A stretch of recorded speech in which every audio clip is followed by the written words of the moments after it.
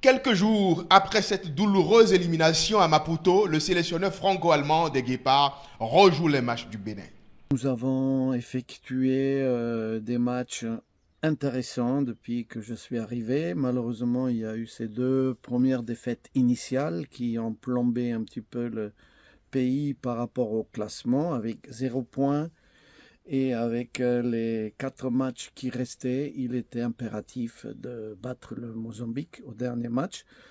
Les bons résultats contre le Sénégal et aussi les points obtenus contre le Rwanda nous ont permis de jouer une finale, une vraie finale, malheureusement à l'extérieur, avec l'obligation de gagner.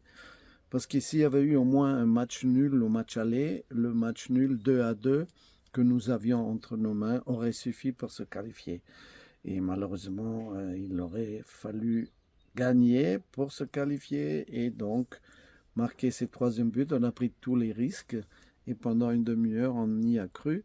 Et malheureusement, le but pour nous n'est pas venu et on a ouvert un peu pour prendre tous les risques, ce qui nous a coûté un 3e but. Voilà le match contre le Mozambique, au Mozambique, avec un bon état d'esprit, mais beaucoup trop d'erreurs défensives individuelles qui nous ont coûté ces 2 buts.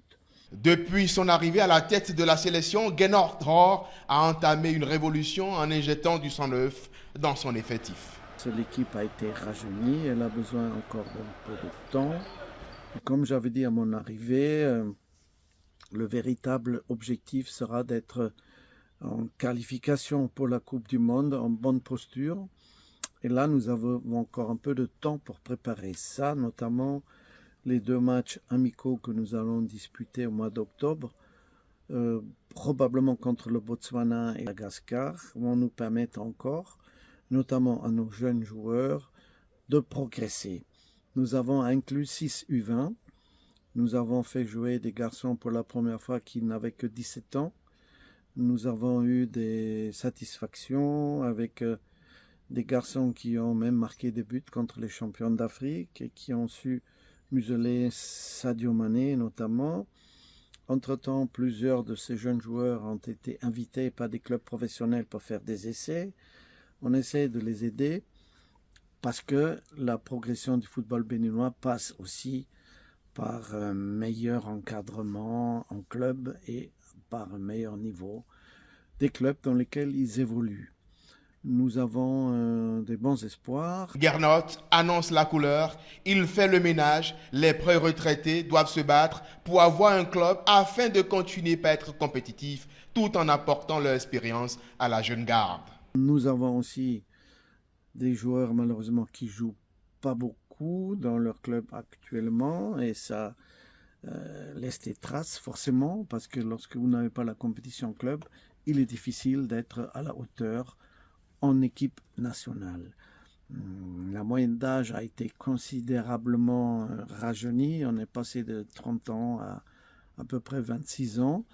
Et le groupe que nous avions là dans les derniers matchs était vraiment très conquérant et ils se sont comportés comme ça aussi à Maputo. Maintenant, l'objectif, c'est continuer à intégrer les jeunes joueurs, avoir quand même 1 ou 2 guides sur le terrain pour pas qu'ils soient perdus.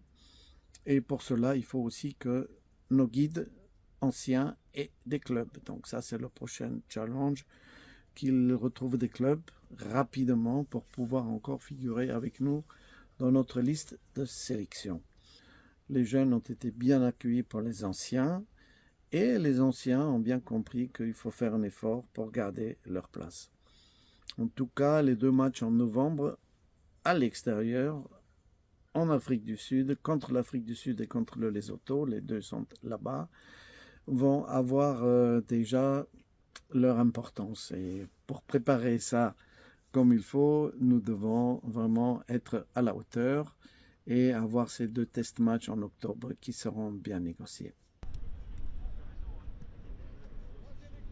Les 2 matchs de novembre seront si décisifs. Il faudrait prendre des points et surtout éviter d'avoir un 0 pointé au thème des 2 premières journées. Novembre se prépare déjà à partir des journées FIFA du mois d'octobre.